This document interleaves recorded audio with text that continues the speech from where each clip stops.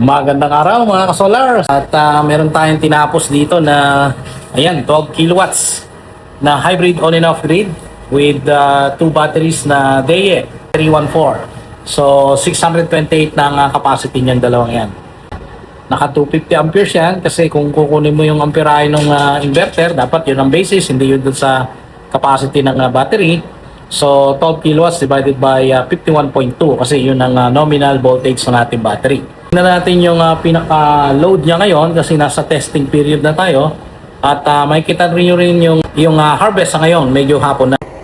So ayan, 3 o'clock na, 3:22 at kahit pa paano may na-harvest tayo. Pero mababa lang yung ating charging current dahil binibreak in pa natin itong dalawang batteries na ito. So ang total power niya nasa 6 kilowatts. At lahat ng PV modules or string, kagaya nito, string 1, string 2, string 3, or yung tinatawag na PV1, PV2, PV3.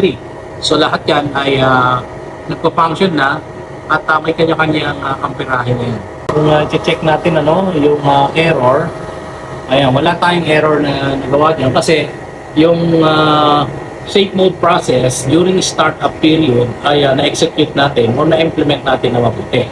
At tingnan ninyo ang load. Ayan. So sa ngayon, ang load natin ay nasa 3.8 at dun sa panel ay kayang-kaya niyang supplyan, no? At yung iba ay pumupunta na sa battery kasi naka-load first tayo. At kung makikita ninyo, ang setting natin sa battery ay naka 10% tayo dyan. 10% ang low voltage disconnect or LVD. Ayan. So, ito ay 10% ang low voltage at 8% ang shutdown. Tingnan natin sa system mode. Ayan. So, lahat yan naka 10% para ma-fully utilize yung power na ma-charge dito sa dalawang batteries. At kung sakaling, halimbawa, meron tayong pinapaandar na 3 kilowatts, 3 kilowatts.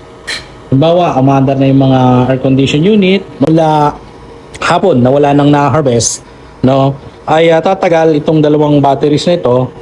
Aabot yan ng approximately nasa 9 hours, or 9.6 hours ang magiging tagal niyan. So 9 hours and 36 minutes ang magiging tagal nitong battery nito. Pero kung sakali na merong bumaba yung kanyang load, ay hahaba pa yung runtime niyan.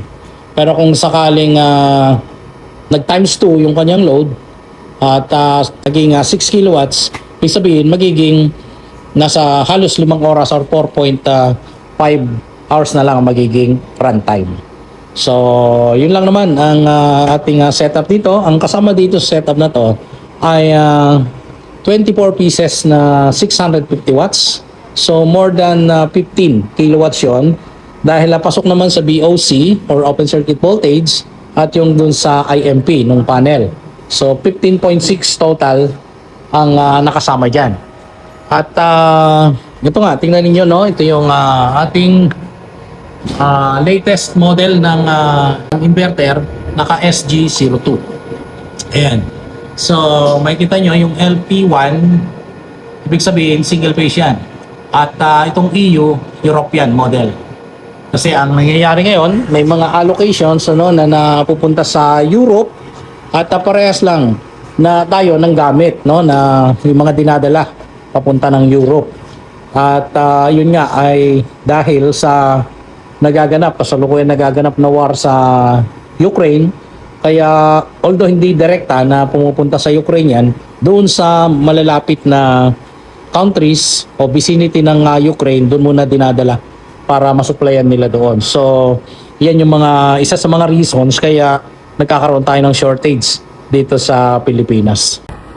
So yan na lang muna mga ka-solar at ito nakaset naman na rin So nakaset na yung batteries niyan, mababa yung charging current, i-access na lang natin sa online after 5 days at ito nakakonect naman na yung kanyang wifi. So yan na lang muna mga solar. Maraming salamat sa panonood At usap ulit tayo sa susunod na video. Muli, ang inyong Solar sa Solar Ends.